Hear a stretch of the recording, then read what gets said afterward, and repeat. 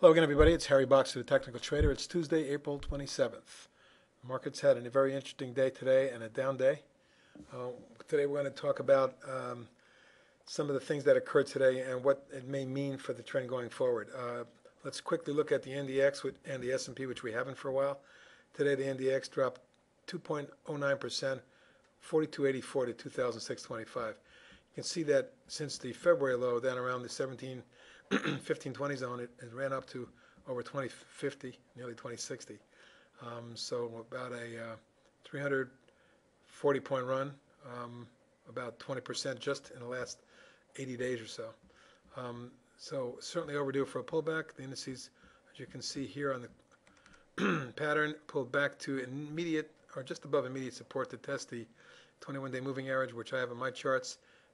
Beneath here we have the 1985 88 zone, which is the immediate support. If broken tomorrow, that could lead to quick downside over the next couple of days to retest the 1945-50 zone, and it also happens to be the 50-day moving averages as well. Beneath that, we have lateral price support.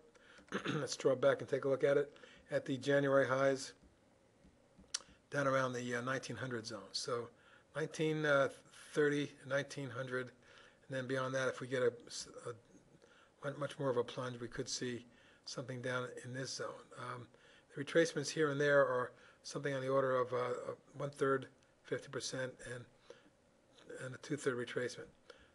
Stepping back and looking at the longer term picture, you'll see that the major rising channel is still underway, backing off midpoint here, and until we get a definitive break of the major rising channel, which I believe I've drawn incorrectly, which would take it down below the 1930 zone.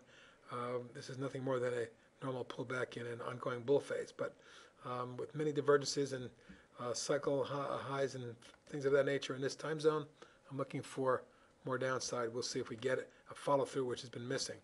Perhaps a move of something like this is in order. We'll see if it's that or more as we go forward. S&P 500 chart looks similar. The short-term channel was broken with authority today, down 2.34%, 28.34, and the 10 and 21-day moving averages were both broken today, as is the short-term trend channel bottom right here. Secondary support down around 1150, 55 zone in here, where the 50-day moving average and lateral price support reside. Beneath that, we're looking at 11, 10, 15 zone, and then the rising channel bottom down around the 1060 area. So lots of downside projections potential. Should we get that going forward? This one here is about again 0.382 Fibonacci retracement, and this level here is closer to the 0.618 Fibonacci retracement level. That's of this move here. Going back and stepping back and looking at the long-term channel, you'll see that a little bit different configuration here. Certainly the major channel bottom in my mind comes in around 1130. That's an area to keep close tabs on. So we have 1150, 55, and 1130, but something underneath that around 1115 lateral price support from this zone. So let's look at some of the stocks that were mostly affected today by the downward plunge, and look at some of the market leaders. Starting with Apple. Apple, which had what I would consider a potential exhaustion gap up in here after a huge run. Here's a running gap. Here's an exhaustion gap. Rolled over hard today and dropped 746.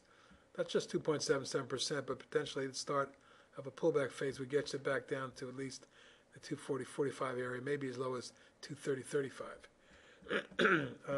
American International Group, market favorite in the financial sector, got slaughtered for 714 today.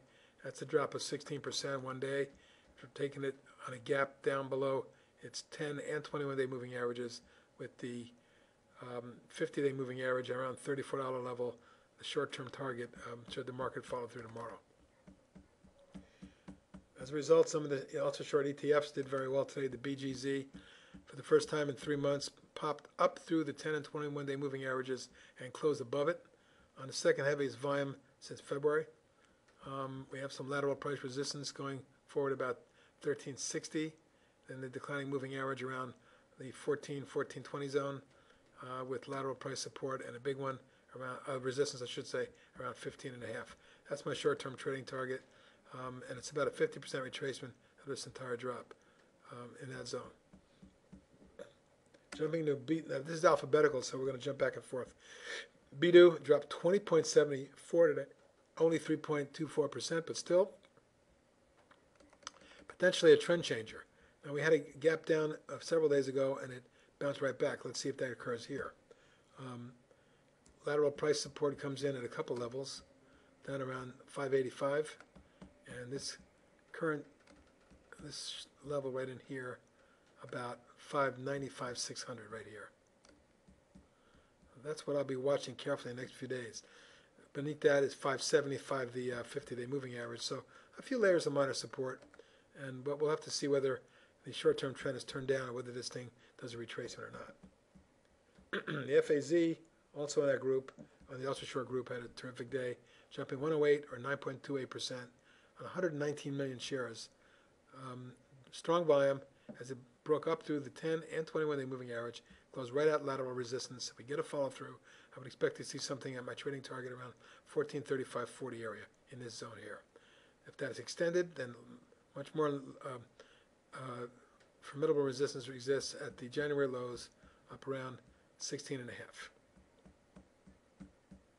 Google has been coming down hard of late. As you can see, the big gap down here a week and a half ago. A bit of a bounce and then lower lows, and now a major test of key support going back to the January level. This trend has already been broken, but lateral price support is not. And we'll be looking to see what Google will do if and when it gets below that level, because that would be a major break of a topping pattern that could lead to substantially lower prices in the 430.40 zone, and perhaps even down as far as the 375.85 zone eventually. But a long way to go from here. Let's just keep our eyes on that one. Another market leader, Goldman Sachs, looks awfully toppy here, although it did bounce a bit today. The big drop from last week when they announced the lawsuit, bear coil or wedge, broke to the downside. Key 2010 support around 147, if broken, could lead the market lower, as Goldman Sachs obviously is one of the market leaders, but it could take the whole finance group with it, so it's something to watch. Certainly turning negative here.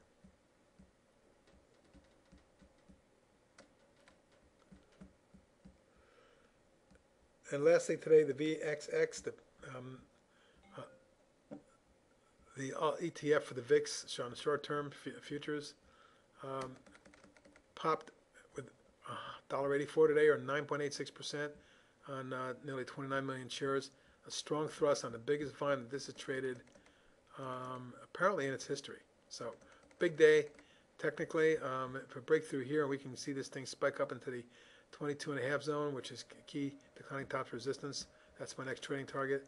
Beyond that, looking at 24.75, the major declining tops line, and then lateral price resistance around 27. Those are your targets going forward over the next couple, 3 weeks potentially. And that's it for today. Some ideas on the downside. Let's see if the market gets its follow-through.